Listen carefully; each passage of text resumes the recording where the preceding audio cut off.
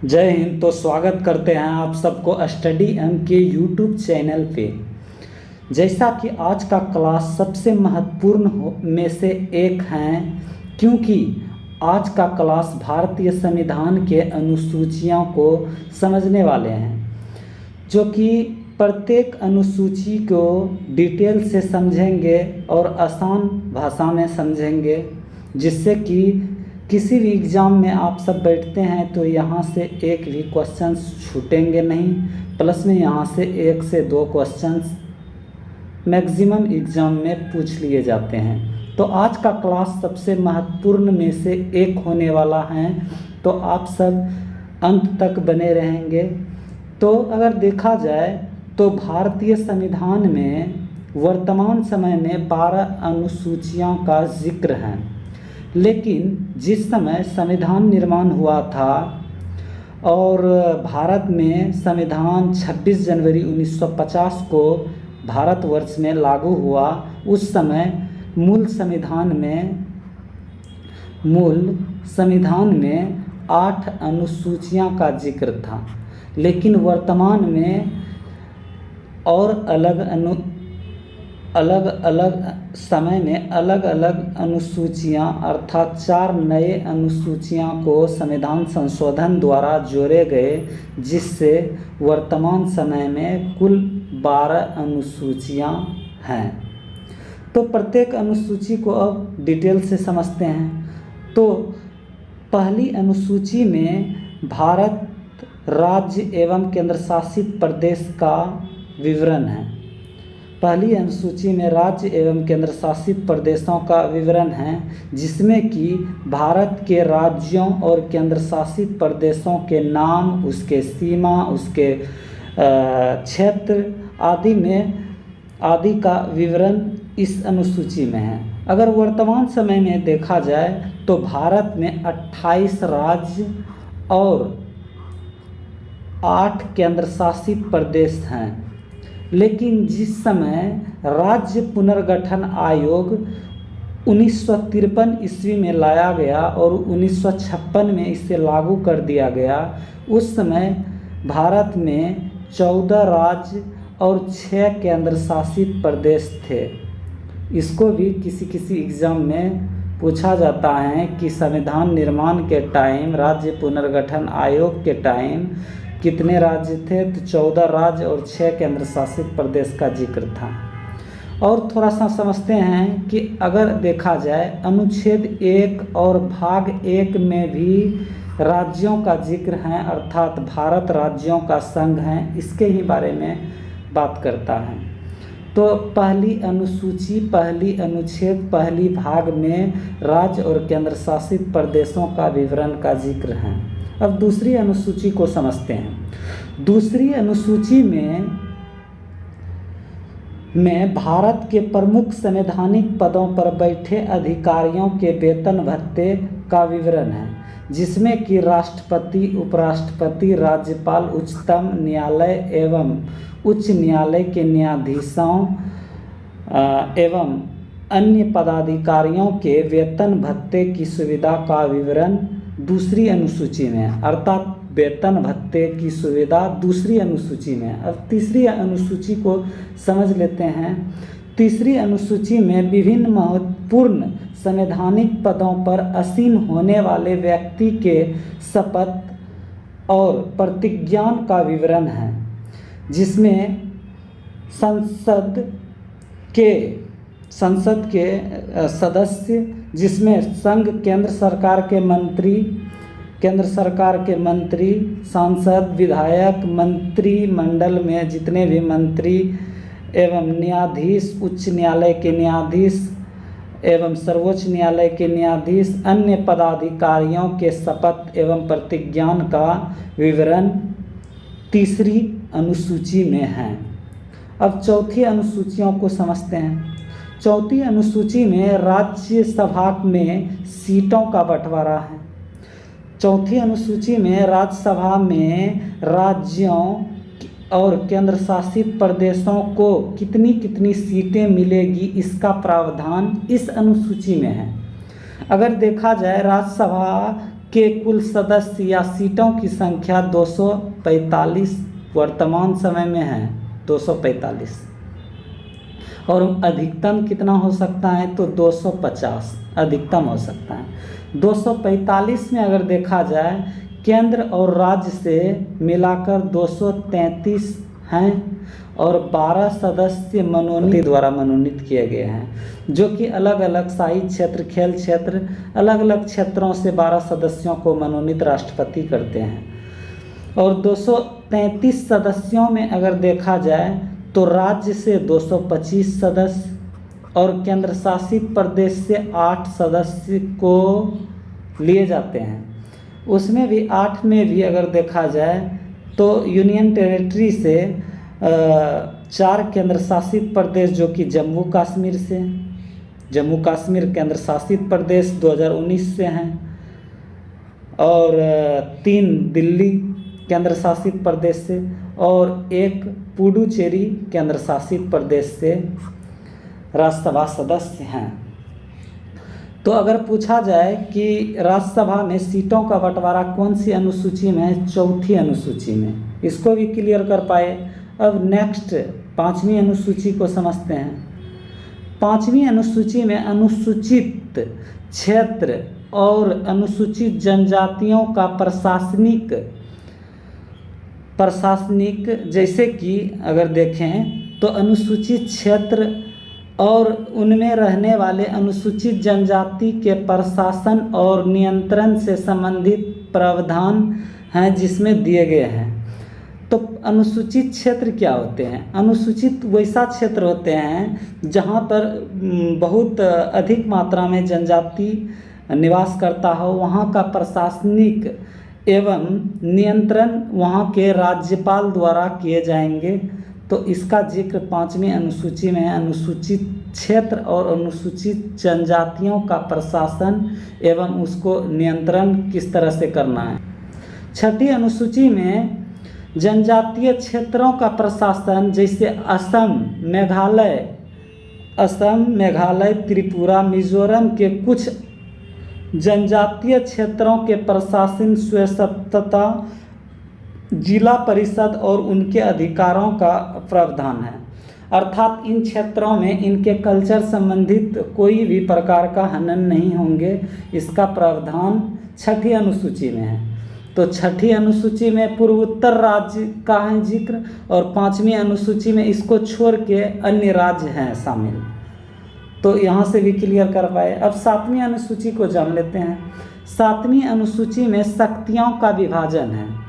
केंद्र और राज्य के बीच विधि शक्ति या कानूनी शक्ति किस तरह से हैं, इसका विभाजन किया गया है। तो इसका विभाजन इस तरह से किए गए हैं। तो सूचियों की संख्या अगर देखा जाए तो टोटल सूचियों की संख्या 3 है, जो कि इस तरह है। कानून बनाने के लिए 3 भागों में इसको डिवाइड किया गया है।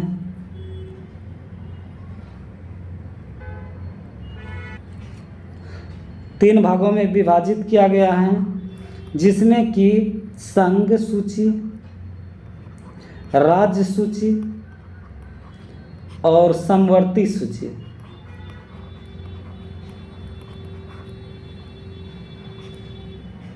समवर्ती सूची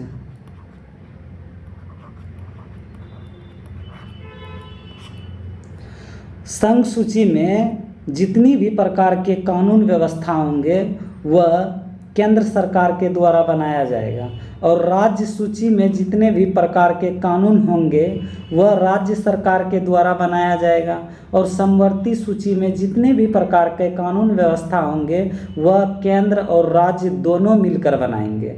अगर देखा जाए संघ सूची में जैसे रेलवे से संबंधित कानून होंगे वह केंद्र सरकार के अंतर्गत आएंगे, और अगर राज्य में देखा जाए तो राज्य पुलिस प्रशासनिक में जितने भी प्रकार के कानून होंगे, कानून व्यवस्थाएं होंगी, उनका कानून व्यवस्था वहाँ के राज्य सरकार द्वारा बनाए जाएंगे। समवर्ती सूची जैसे शिक्षा समवर्ती सूची में रखा गया है। शिक्षा में किसी भी प्रकार की कानून व्यवस्थाएं को संघ और राज्य सरकार दोनों द्वारा बनाए जाएंगे। अब यहाँ से समझते हैं कि संघ सूची में कुल कितने विषयों पर कानून बना सकते हैं। तो पहले 97 विषय था, लेकिन वर्तमान समय में 100 विषय कर दिया गया, अर्थात 100 विषय पर कानून केंद्र सरकार के द्वारा बनाए जाएंगे। और राज्य सरकार में पहले 66 था, जो कि वर्तमान में 61 कर दिया गया। तो वर्तमान में 61 राज्य सरकार के अंतर्गत 61 विषय पर कानून बना सकते हैं राज्य सरकार। और समवर्ती सूची में पहले 47 था, इसको बढ़ा के 52 कर दिया गया। 52 विषय पर राज्य और केंद्र दोनों मिलकर इस पर कानून बना सकते हैं। तो इसको क्लियर कर पाए कि सूचियों का विभाजन अर्थात शक्तियों का विभाजन 7वीं अनुसूची में 700 से शक्तियों का विभाजन याद रखोगे। अब 8वीं अनुसूची में भाषाओं का उल्लेख है। भाषाओं का उल्लेख 8वीं अनुसूची में संविधान में जितनी भी प्रकार के भाषाएं हैं जो कि संविधान में मान्यता प्राप्त भाषाएं हैं, उनका उल्लेख 8वीं अनुसूची में है। लेकिन पहले 8वीं अनुसूची में जो थे, पहले मात्र 14 भाषाओं का उल्लेख था, जिसमें कि संविधान संशोधन के माध्यम से और नए भाषा को ऐड करते गया और वर्तमान समय में 22 संवैधानिक भाषाओं का जिक्र है संविधान में। तो पहला भाषा जो जोड़ा गया 15वीं भाषा के रूप में वह सिंधी भाषा था। सिंधी भाषा 15वीं भाषा को 21वां संविधान संशोधन कब जोड़ा गया? 1967 ईस्वी में इसको जोड़ा गया। उसके बाद और 3 नए भाषा को जोड़े गए, जिसका ट्रिक है नमक से याद रखोगे, नेपाली, मणिपुरी, कोंकणी।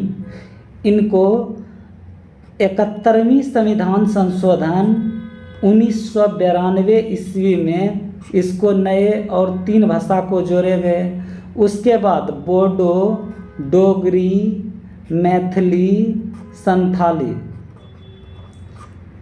4 और नए भाषा को 92वां संविधान संशोधन 2003 के द्वारा जोड़े गए, जिससे कि पहले 14, एक 15, उसके बाद 15, 3, 18, 18, 4, 22 भाषाएं वर्तमान समय में मान्यता प्राप्त हैं, जो कि 8वीं अनुसूची के अंतर्गत हैं, जिसमें 15वीं भाषा सिंधी और जो कि 21वां संविधान संशोधन 21वां संविधान संशोधन के द्वारा जोड़े गए। 21वां संविधान संशोधन कब हुआ था? 1967 ईस्वी में। उसके बाद नेपाली, मणिपुरी, कोंकणी भाषा को जोड़े गए, जो कि 71वां संविधान संशोधन 1992 ईस्वी में। उसके बाद बोडो, डोगरी, मैथिली, संथाली 92वां संविधान संशोधन 2003 से। इसको भी ट्रिक से याद रख सकते हो, जैसे 21वां संविधान संशोधन, 71वां संविधान संशोधन, इन दोनों को जोड़ दोगे तो 92 यानी कि 92वां संविधान संशोधन। 21वीं संविधान संशोधन द्वारा सिंधी भाषा को जोड़े गए, 71वीं संविधान संशोधन नेपाली, मणिपुरी, कोंकणी और 92वां संविधान संशोधन द्वारा बोडो, डोगरी, मैथिली, संथाली। तो वर्तमान में 22 भाषाओं का उल्लेख संविधान में है, जो कि 8वीं अनुसूची में है। अब समझते हैं 9वीं अनुसूची को। 9वीं अनुसूची में विशेष कानूनों का संरक्षण किया गया है, जिसमें भूमि सुधार और सामाजिक न्याय से जुड़े कानूनों को कानूनी विवाद से अलग करना है। इसको कुल 12 अनुसूची हैं, लेकिन मूल संविधान में तो 8वीं अनुसूची का जिक्र था। तो 9वीं अनुसूची को प्रथमी संविधान संशोधन 1951 के तहत जोड़ा गया, जिसमें भूमि सुधार और सामाजिक न्याय से जुड़े कानूनों का वर्णन है। अब 10वीं अनुसूची में दल बदल विरोध कानून का जिक्र है, जिसमें सांसदों और विधायकों द्वारा दल बदल करने की स्थिति में योग्यता से संबंधित प्रावधान इस अनुसूची में दिए गए हैं, जो कि 10वीं अनुसूची को 52वीं संविधान संशोधन 1985 के द्वारा जोड़े गए। 10वीं अनुसूची को कब जोड़ा गया संविधान में? तो 52वां संविधान संशोधन 1985 के द्वारा नए अनुसूची 10वीं अनुसूची को जोड़े गए। अब समझते हैं 11वीं अनुसूची में पंचायती राज व्यवस्था का जिक्र है या वर्णन है, जो कि 11वीं अनुसूची को 73वां संविधान संशोधन कब हुआ था? 1992 में, और इसे लागू कर किया 1993 ईस्वी से लागू कर दिया गया। इसमें पंचायती राज व्यवस्था को जोड़ा गया, जिसमें कि 29 विषय पर कानून पंचायत बना सकते हैं और इसको कार्य कर सकते हैं।